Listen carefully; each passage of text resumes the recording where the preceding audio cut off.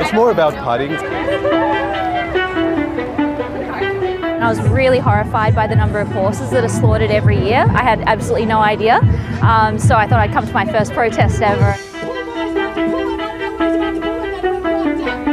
Kids in Africa die every day in the Middle East and no one says anything about it. A couple of horses die and everyone starts crying. I think most of the people here are doing a good job as far as the welfare of the horses. After seeing the 7:30 documentary, it really kind of made me understand what's actually going on in the racehorse industry, and it's just, yeah, it's so cruel. Yeah, it definitely affected the way I feel about the treatment of horses.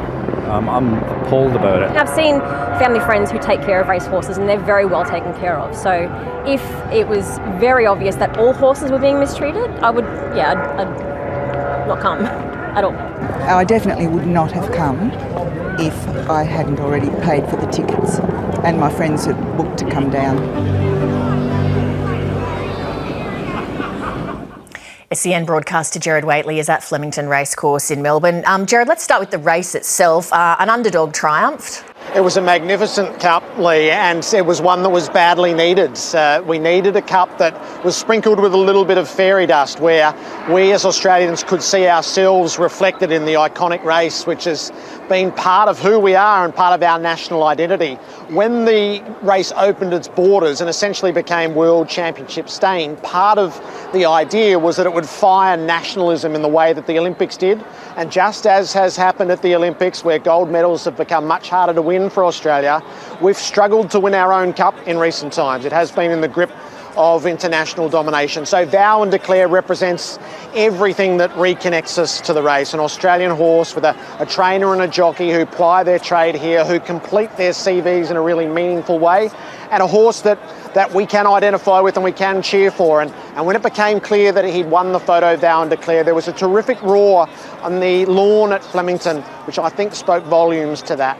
The crowd also loves to see first-time winners, and it was a first-time Melbourne Cup win for both the trainer Danny O'Brien and the jockey Craig Williams. And it completes their CVs, Lee, is in the instance of Craig Williams. He essentially rides himself into the Hall of Fame today. He's one of only 8 jockeys to complete the Grand Slam, the Caulfield Cup, the Cox Plate, the Melbourne Cup and the Golden Slipper. It had been elusive for him for a long time. He's so easily identified with the week-to-week racing in Australia. He's at the peak of his craft and now he has the complete CV. And Danny O'Brien, well, he trains out in the middle here at Flemington, and he is one of now only 2 active trainers with the 3 majors of the Spring Carnival, with the Caulfield Cup and the Cox Plate, and now he adds the Melbourne Cup. So they're legacy days for both jockey and trainer. Gerard, this Melbourne Cup, of course, comes against the backdrop of the recent 7:30 story about the cruelty towards retired racehorses, some of them.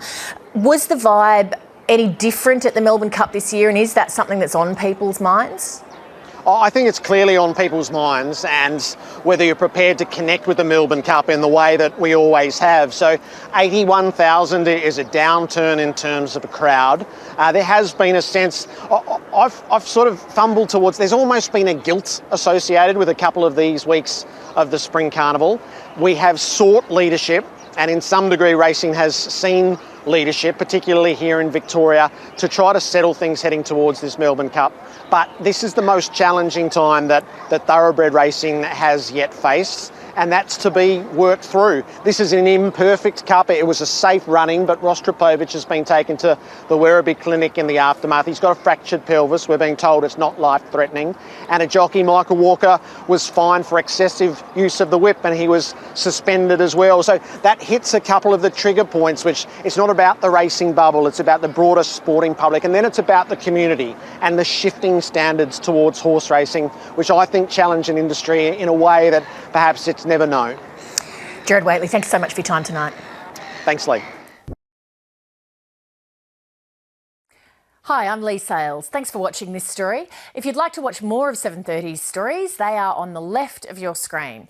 And tap on the button below to subscribe and get the latest from ABC News.